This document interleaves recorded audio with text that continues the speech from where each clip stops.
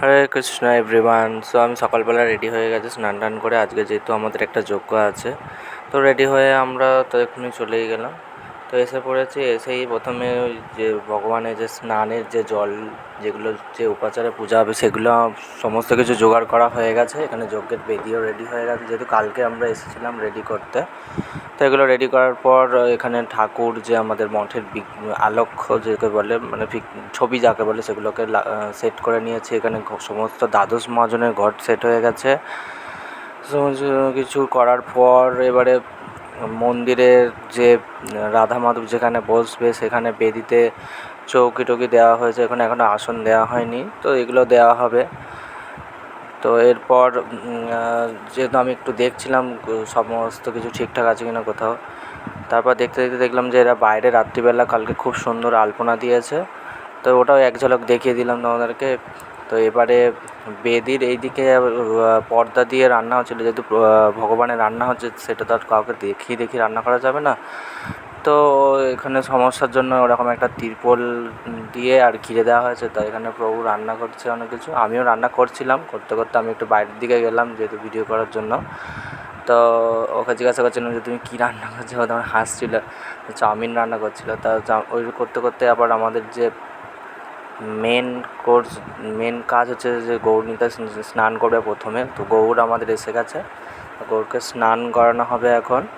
তো আমি তো আগে বললাম যে আমি সমস্ত কিছু রেডি করে রেখেছি, যেহেতু তো বেশিক্ষণ লাগবে না।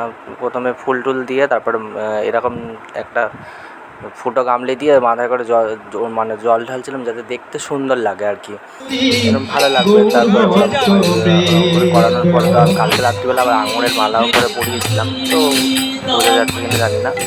তো এবারে যে জামা কাপড়গুলো, ভিজে জামা কাপড়গুলো ছাড়িয়ে গৌরকে ভালো করে মুছিয়ে এবারে মন্দিরে নিয়ে যাবো। মন্দিরে নিয়ে গিয়ে বসিটা সুন্দর করে সাজানো। কালকে একটা ড্রেসও বানানো হয়েছিল রাত্রিবেলায়, সেটা পিঙ্ক কালারের, দেখতে পাবে বুঝতে পারবে যে খুব সুন্দর দেখতে লাগছিল।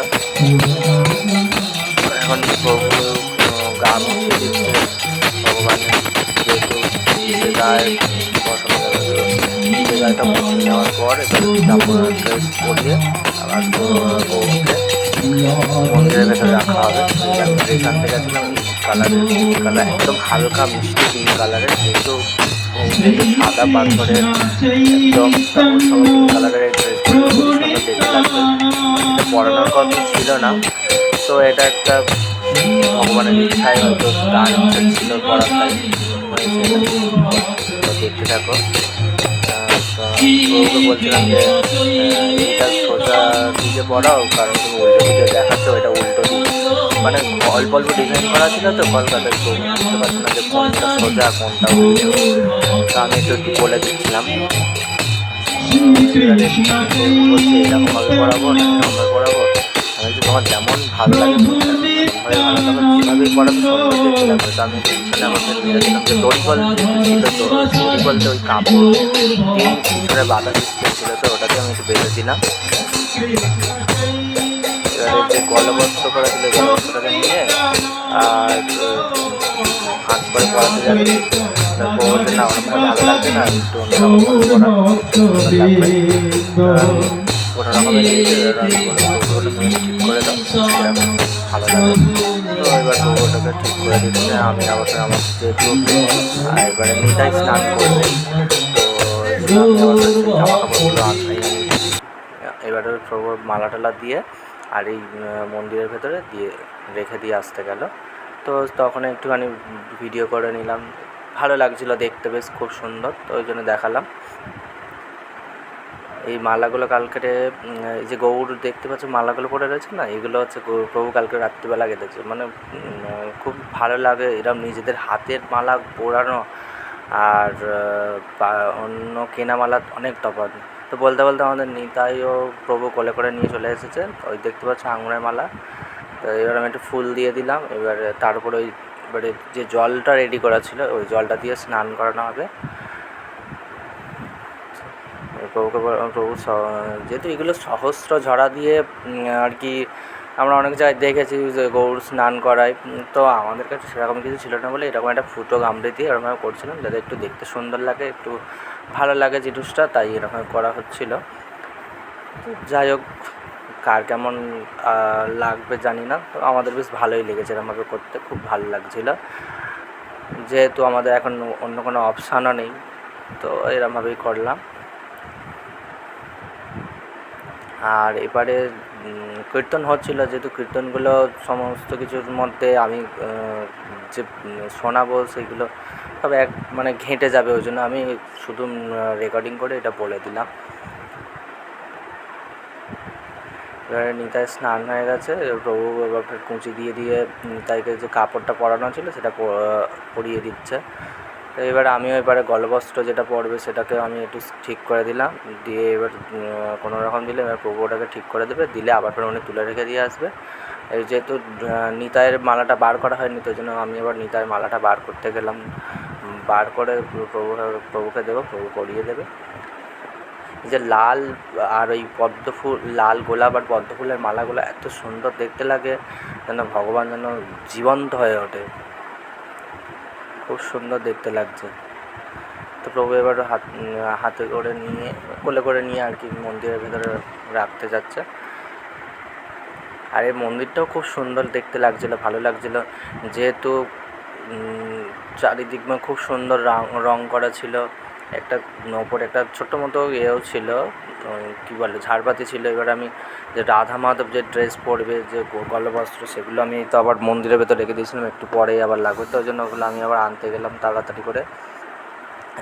তো এর মধ্যেই বলতে না বলতে আমাদের রাধা মাধব চলে এসেছে। তো যেহেতু রাধা মাধব যে অনেকটাই, এগুলো পাথরে, যেহেতু এগুলো পাথরের বিগ্রহ, তো অনেকটাই ভারী বলা যেতে পারে। তো এই যে রাধা মাধব, গৌরনীতা, এগুলো ড্রেসগুলো কালকে রাত্রিবেলা আমি পরিয়ে রেখে দিয়ে গেছিলাম, যাতে স্নানের সময় দেখতে সুন্দর লাগে। আর যেহেতু বিগ্রহতে জামা কাপড় ছাড়া স্নান করানো বা সবসময় রাখতে নেই, দেখতে সুন্দর লাগে না, ওগুলো উচিত না। তো অনেকে হয়তো জানে না এগুলো করে। তো আমাদের মানে মঠ মন্দিরে তো আমরা কোনো দিন এরকম দেখিনি, তো আমাদের যেটুকু দেখেছি সেইটুকু দিয়েই যা করা যায় আর কি। তো আমি এখানে রীতিমতো ঘি, মধু, অঘুরু, কর্পূর এইসব সমস্ত কিছু দিয়ে স্নান করানো রেডি করে দিয়েছি। তো প্রভু এবারে এইদিকে কীর্তনও হচ্ছে, কীর্তনের আওয়াজ একটু শোনাও যাবে, তাও আমি একটু বলছি। প্রথমে ঘি দিয়েছি, মধু, অঘুরু, চিনি, দুধ, দই, মানে সমস্ত কিছু, ডাবের জল, ফলের রস, সমস্ত কিছু দিয়ে স্নান করানো হচ্ছে, অভিষেক করানো হবে।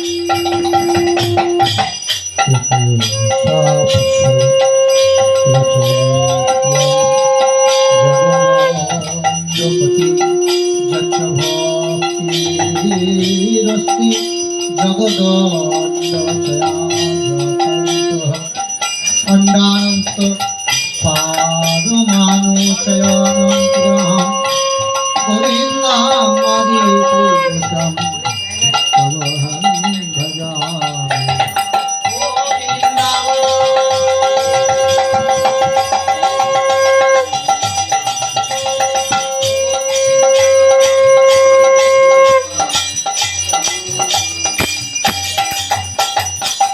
जगद्भावाति साधिया मनोजातस्तैव संप्रपारूपा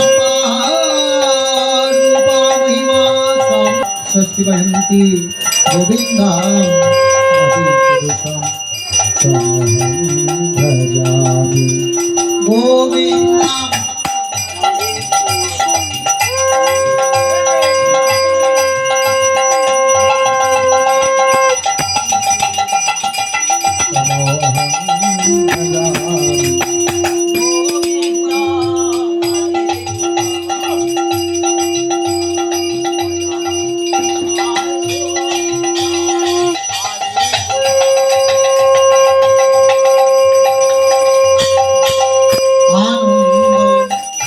চিন্ময় প্রতিভাবি ভাবি সাভির্জয়বা নিজ রূপ পতয়া কলাভি গোলকৈবা নিবাসত নিখিলায়ত্মভূত গোবিন্দম यदि পুরুষম তমহং ভজামি।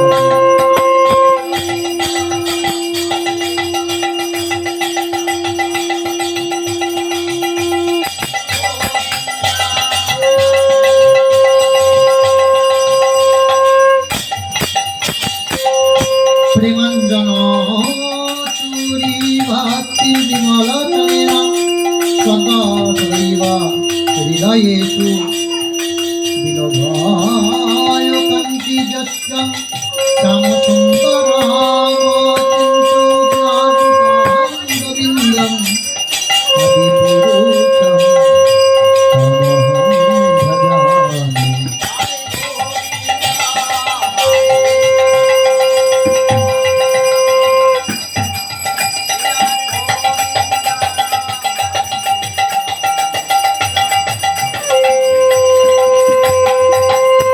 रमादि मूर्तिषु कलानियमेन तिष्ठन् नाना देवतार कृष्ण स्वयं समभवत् पुनः गोविन्दम् आदिपुरुषं तमहं भजामि।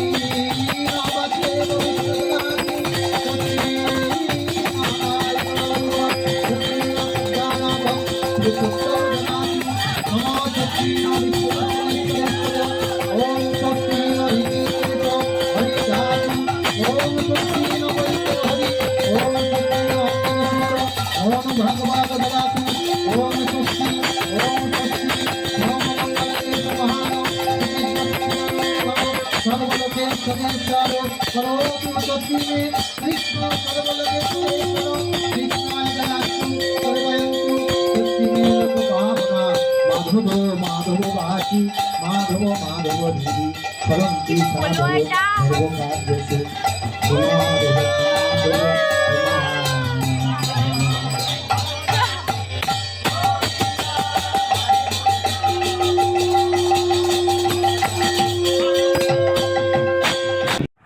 রাধা মাধবের স্নান করানোর পর রাধা মাধব ড্রেস পরে মন্দিরে রেখে দিয়ে আসা হয়েছে। তো এখানে যজ্ঞ হচ্ছে এখন, প্রভু সমস্ত যজ্ঞের মন্ত্র দিয়ে বলে ওনাদেরকে আর কি মন্ত্রগুলো বলাচ্ছেন। তো এবার ওখানে যজ্ঞ হচ্ছে, তো সেই ফাঁকে আমি একটু আবার মন্দির থেকে ঘুরে আসি। তো এরকম দেখতে রাধা মাধবের ফাইনাল লুকটা হচ্ছে এরকম দেখতে হয়েছে। এমন হয় যে বলবেন। আর এখানে যা যা রান্না হয়েছিল, অনেক কিছু রান্না হয়েছিল। তো বাসন কোসনের অভাবে সমস্ত কিছু অত গোছানো হয়নি। তো কিছু কিছু ভোগ এখানে দেখালাম, আর কিছু বাইরে আছে। তো ভিডিওটি ভালো লাগলে বলবেন, তাহলে আমি আবারও এরকম ভিডিও করে আপনাদেরকে দেখাতে পারবো। তো সবাই ভালো থাকবেন। হরে কৃষ্ণ।